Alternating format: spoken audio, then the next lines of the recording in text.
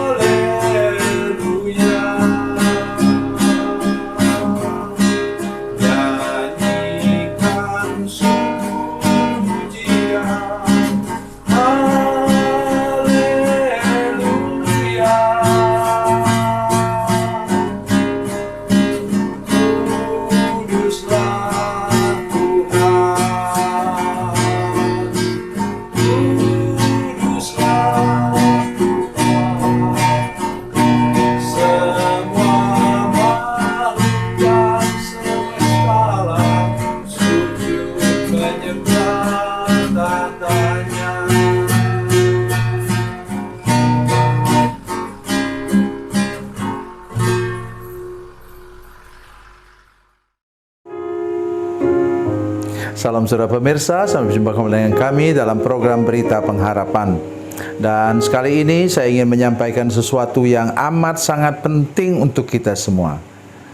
Pesannya adalah, kalau kita sungguh-sungguh beriman, tidak ada gunung yang tidak bisa kita singkirkan dari depan kita.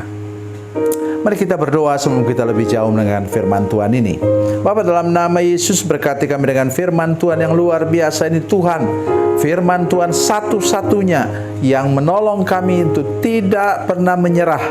Terpujilah namamu Tuhan. Kami percaya kuasa-Mu ajaib, dan tolong semua pemirsa dan seluruh jemaat yang menyaksikan program ini. Dalam nama Yesus, haleluya, amin.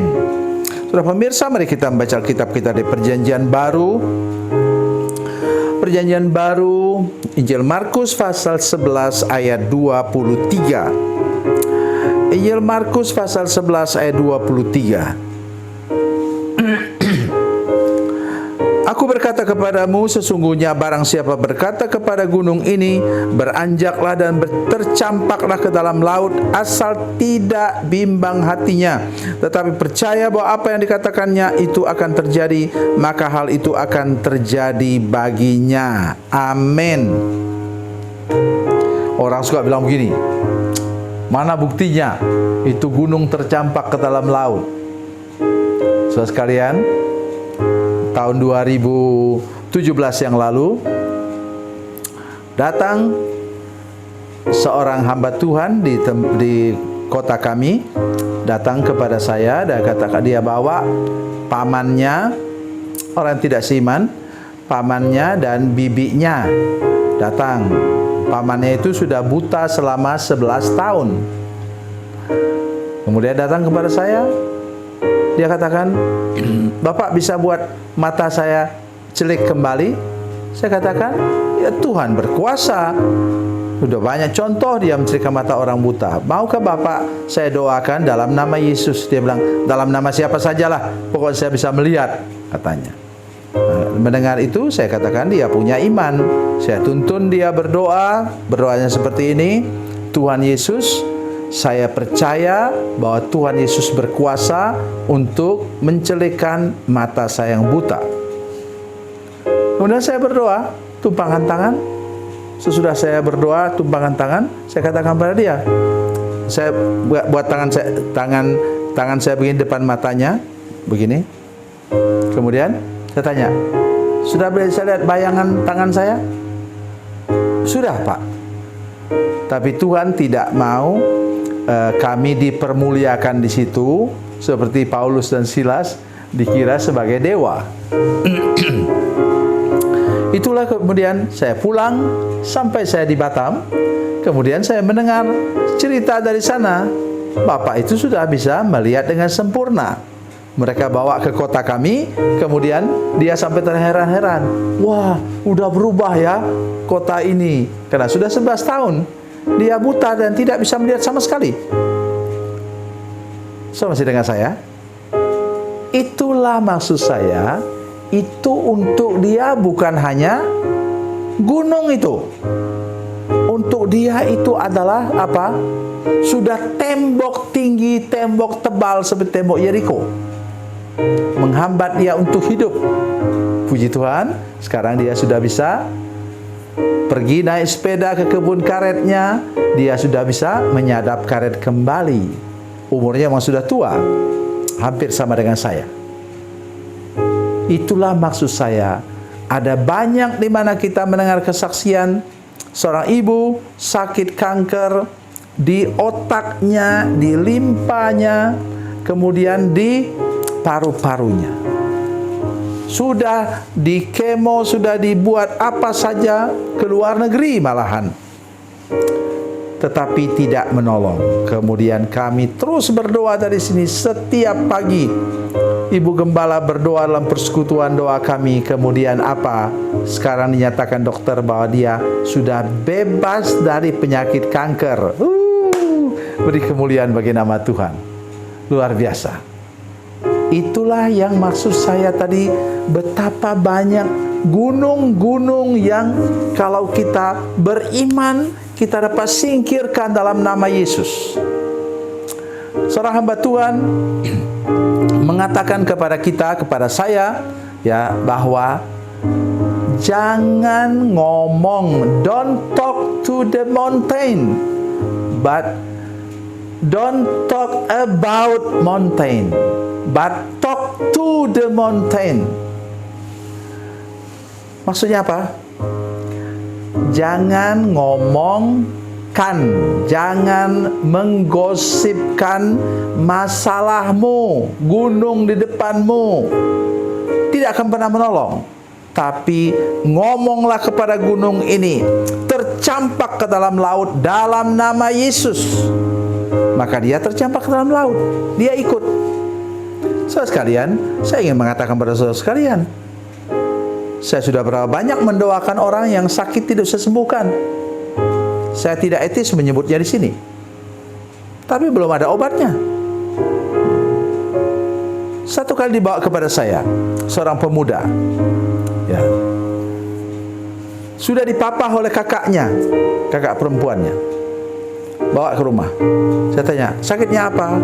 Ada kayak semacam pembekuan atau apa namanya dalam ototnya, dan kalau itu nanti sudah kena ke jantungnya, terjadi otot apa jantungnya kemudian berhenti, ya mati dia katanya. Oh, masih muda sekali, kalau tidak salah umur sekitar 19 tahun, sudah ketakutan. Nah, sebenarnya menurut saya sakitnya belum parah, tapi karena dia dengar begitu kata dokter, maka dia ketakutan. Kemudian saya tanya, sudah bawa berobat ke dokter? Katakan, ada, berobat ke dokter, ke rumah sakit. Dokter katakan 1 ampul obat itu saja, itu disuntikan kepada tubuhnya, itu harganya 100 juta. Dan dia harus pakai paling tidak 2. Dan persediaan di rumah sakit itu hanya 1, karena jarang terjadi penyakitnya. Jadi harus ambil lagi dari Jakarta untuk mengobati dia. Terus kakaknya bilang, kami tidak punya uang sebanyak itu, 200 juta untuk menolong dia. Jadi kami sekarang pasrah kepada Tuhan. Ya dengan pasrah itu saya katakan, berlutut kamu di situ, saya doakan, saya urapi dengan minyak. Kami menggunakan itu, saudara yang tidak menggunakan, tolong dengar saja firman Tuhan ini. Saya urapi dia dengan minyak, saya tumpangkan tangan, doakan dalam nama Yesus, katakan roh maut ini keluar, pergi dalam nama Yesus. Dan apa yang terjadi saudara sekalian? Anak itu sembuh, kemudian sudah sembuh menjadi pendeta sekolah hamba Tuhan, sekarang menjadi pendeta di pulaunya, di kampungnya. Gunung yang sangat besar untuk saya. Saudara pikir saya itu seperti Tuhan Yesus? Enggak lah. Saya juga ada takutnya, ada khawatirnya. Tetapi oleh anugerah Tuhan, saya melakukan firman Tuhan seperti dikatakan di sini, dan saya mengalami hal yang luar biasa daripada Tuhan. Tuhan Yesus memberkati, Tuhan Yesus baik. Mari kita berdoa. Bapa, dalam nama Yesus, terima kasih banyak untuk kebenaran firman Tuhan sudah kami dengar hari ini. Beri kami anugerah-Mu, beri kami hati yang daripada Tuhan, sehingga kami tidak ngobrol, tidak menggosipkan tentang masalah kami dengan teman-teman yang lain, tetapi kami berkata kepada gunung yang di depan kami ini yang menghambat hidup kami, kepada tembok tinggi yang menghambat perjalanan hidup kami. Kami mau katakan dalam nama Yesus akan selesai, akan keluar, akan tercampak ke dalam laut dan tidak boleh mengganggu kami lagi. Terpujilah nama-Mu Tuhan. Dalam nama Yesus kami berdoa. Haleluya. Amin.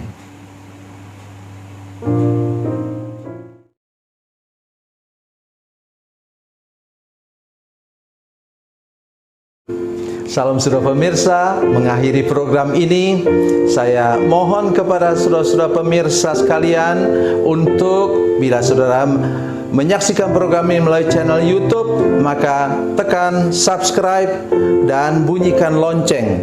Dan bila saudara menyaksikan program ini melalui channel Facebook, maka tolong saudara-saudara sekalian tekan like dan juga komen.